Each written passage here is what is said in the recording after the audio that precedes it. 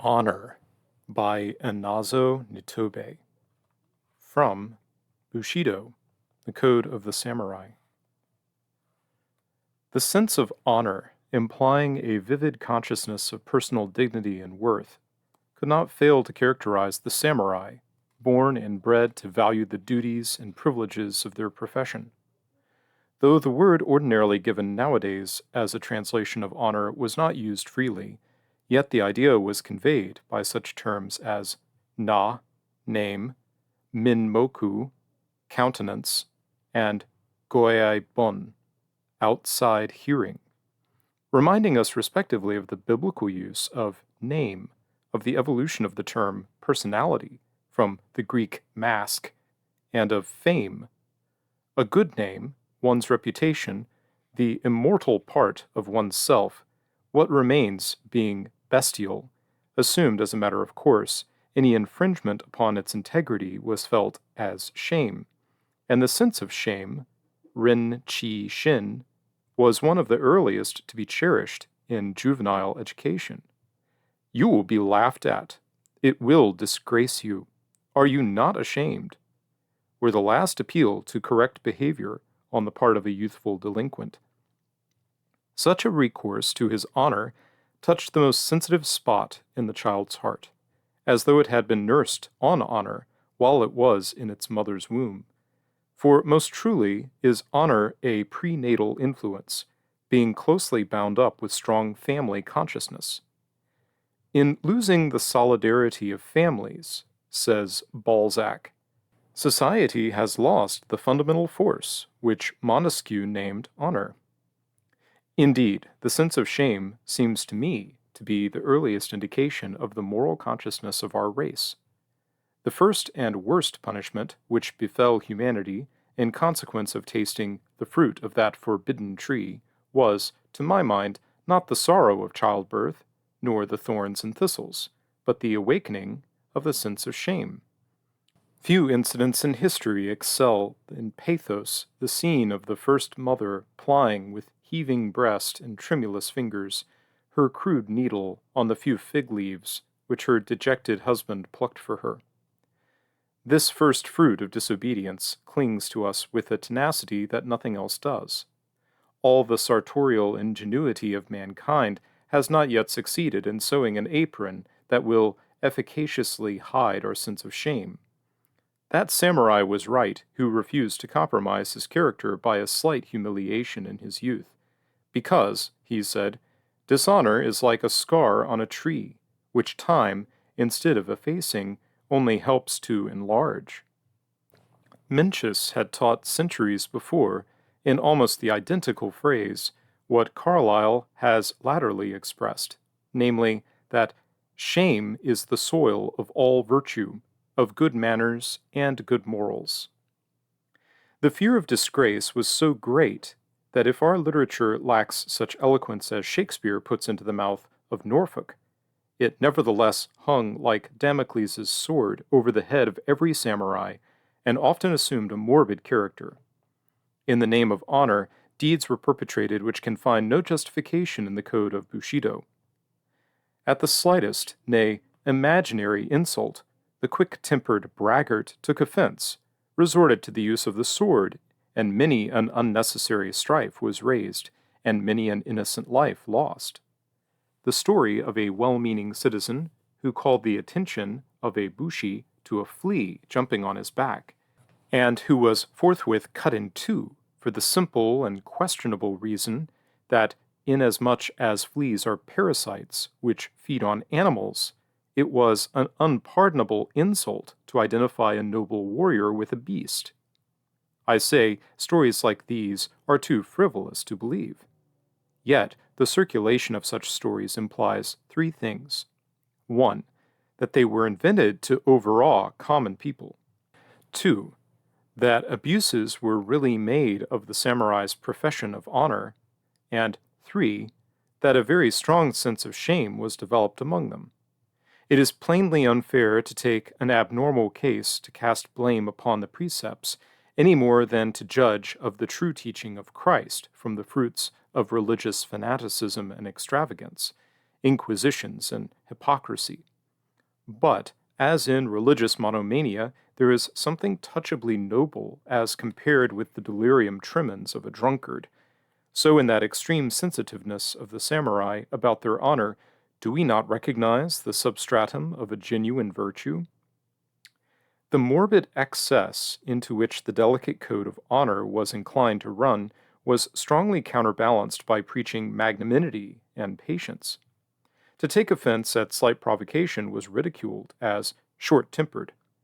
The popular adage said, "To bear what you think you cannot bear is really to bear." The great Ieyasu left to posterity a few maxims, among which are the following. The life of man is like going a long distance with a heavy load upon the shoulders.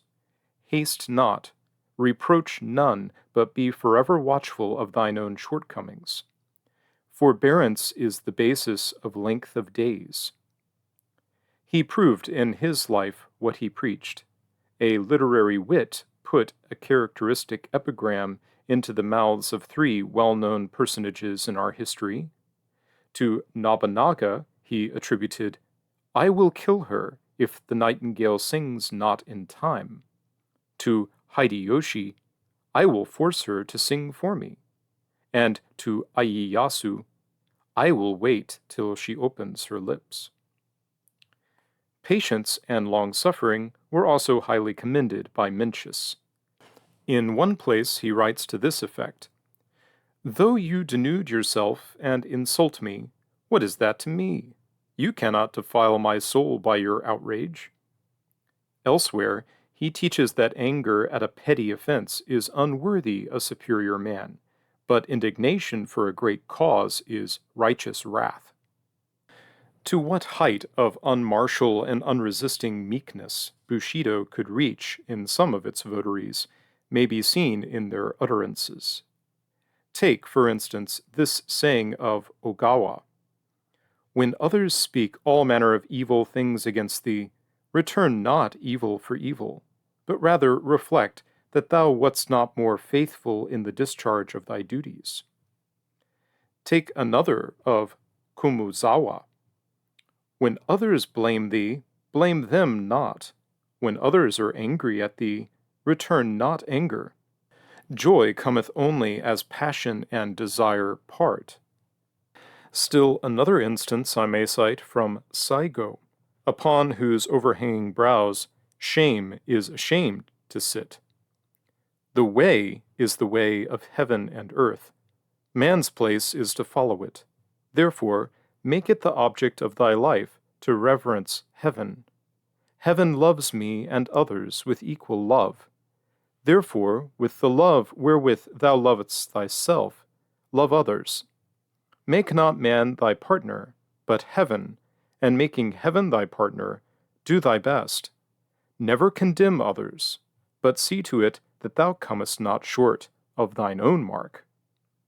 Some of those sayings remind us of Christian expostulations, and show us how far in practical morality natural religion can approach the revealed. Not only did these sayings remain as utterances, but they were really embodied in acts. It must be admitted that very few attained this sublime height of magnanimity, patience, and forgiveness. It was a great pity that nothing clear and general was expressed as to what constitutes honor, only a few enlightened minds being aware that it from no condition arises, but that it lies in each acting well his part, for nothing was easier than for youths to forget, in the heat of action, what they had learned in Mencius in their calmer moments. Said this sage, "'Tis in every man's mind to love honor, but little doth he dream that what is truly honorable lies within himself, and not anywhere else. The honor which men confer is not good honor. Those whom Chow the Great ennobles, he can make mean again." For the most part, an insult was quickly resented and repaid by death, as we shall see later, while honor, too often nothing higher than vainglory or worldly approbation, was prized as the summum bonum of earthly existence. Fame, and not wealth or knowledge, was the goal toward which youths had to strive. Many a lad swore within himself as he crossed the threshold of his paternal home that he would not recross it until he had made a name in the world, and many an ambitious mother refused to see her sons again unless they could return home, as the expression is, caparisoned in brocade.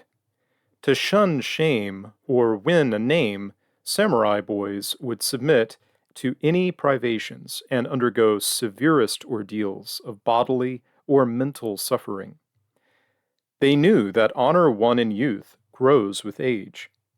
In the memorable siege of Osaka, a young son of Ieyasu, in spite of his earnest entreaties to be put in the vanguard, was placed at the rear of the army. When the castle fell, he was so chagrined and wept so bitterly that an old counselor tried to console him with all the resources at his command. "Take comfort, sire," said he, "at thought of the long future before you. In the many years that you may live, there will come divers occasions to distinguish yourself." The boy fixed his indignant gaze upon the man and said, "How foolishly you talk! Can ever my 14th year come round again?" Life itself was thought cheap if honor and fame could be attained therewith. Hence, whenever a cause presented itself which was considered dearer than life, with utmost serenity and celerity was life laid down.